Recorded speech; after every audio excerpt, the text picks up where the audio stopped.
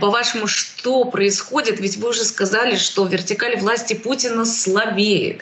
И уже этим пауки в банке начали пользоваться. Конечно, ну, пытаются отжать бизнес. То есть, я так понимаю, что дама, которая возглавляла этот Вайлдберрис, ну, это стандартная 90-х годов еще ситуация, ей какого-то молодого любовника подсунули, и, естественно, она повелась на это и стала действовать в интересах, в общем-то, вот этой армянской мафии, так ее назовем, которая соединилась с Керимовым для того, чтобы этот Вайлдберрис забрать. Ну, муж обратился к Кадырову. Кадыров захотел на халяву получить кусочек нормальный такой, миллиардный, да. В результате перестрелка, 2 ингуша погибли, да. Эти кадыровцы, которые стреляли и убили, они записались тут же в Ахмат.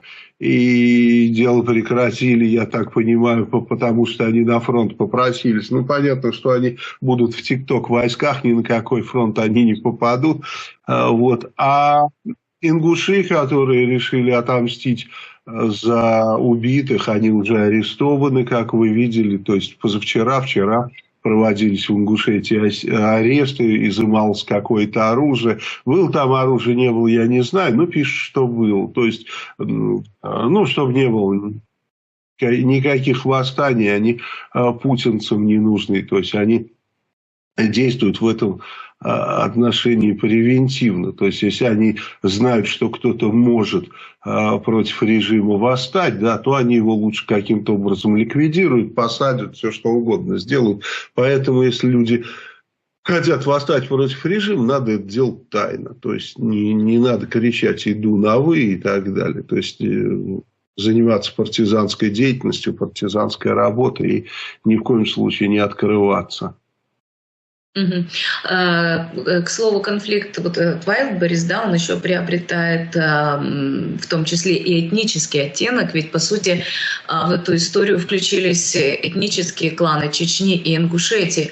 Может ли вот такой вот банальный, да, банальный... это преступные группировки, да, этнические преступные группировки, это то, что характерно очень для путинского режима. Мне понравился там чеченец, который вместе с ментами пришел с полицаями отбирать этот Вайлдберрис. Говорит: ты законы знаешь, законы знаешь. И нахер законы. Вообще очень смешно. Если вы про эти говорите, то это ингуши, 2 погибших, это ингуши. Могу путать. Да. Ну, не важно, это Северный Кавказ в любом случае поднимется. Потому что, я говорю, режим очень слаб.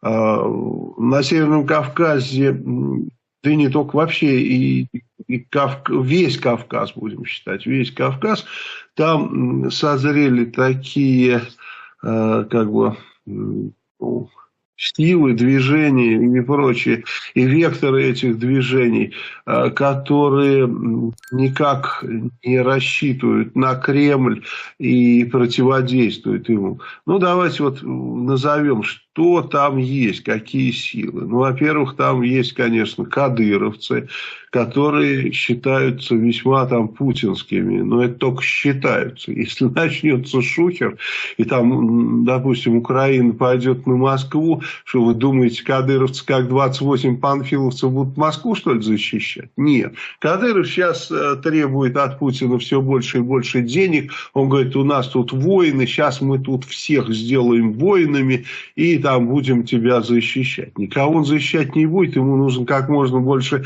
денег и как можно больше воинов за счет Путина для охраны себя любимого, и он прекрасно понимает, но если он несколько тупой, то там есть умные люди, которые прекрасно понимают, что если произойдет развал России, то Кадырова просто на вилы там поднимут те люди, которые сейчас живут в Европе и которые защищали свободную Ичкерию, и те, кто воюет на стороне Украины, они все быстренько появятся, ну, там, через Грузию или как, те появятся мгновенно. В Чечне остановить их никто не сможет. Ну, грузины уж точно не смогут и не будут. Даже сделают вид, что...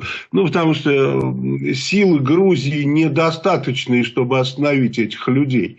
Вот теоретически эти люди, если их будут останавливать, Грузию могут захватить. То есть у Грузии нет сил сопротивляться такой массе и такому боевому опыту, как. Поэтому сделают вид, что не замечают. Конечно, они туда просочатся, они туда впадут как угодно. То есть через Азербайджан попадут, через Грузию попадут и так далее. Поэтому даже через Россию попадут. Многие попадут через Россию. Поэтому с Чечней все ясно. Там будет такой замес, мам, не горюй. С Дагестаном тоже ситуация весьма сложная. Ну, с Ингушетией понятно, да, то есть там претензии огромные к Кадырову они имеют, территориальные претензии к Чечне, их там периодически сажают.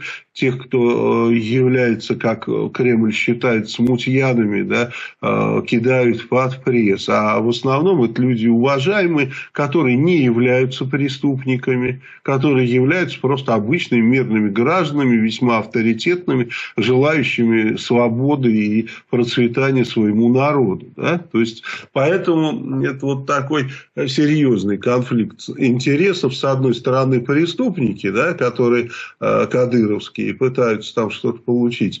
А с другой стороны, мирные и вполне как бы не то что законопослушные, потому что нельзя относительно Путина и его законов говорить про кого-то, что он законопослушный. Просто это порядочные люди, то есть, которые не нарушают естественного права других людей. Понимаете, это очень важно. Вот как в условиях, когда фактически нет нормального закона, нет нормального государства, все рухнет.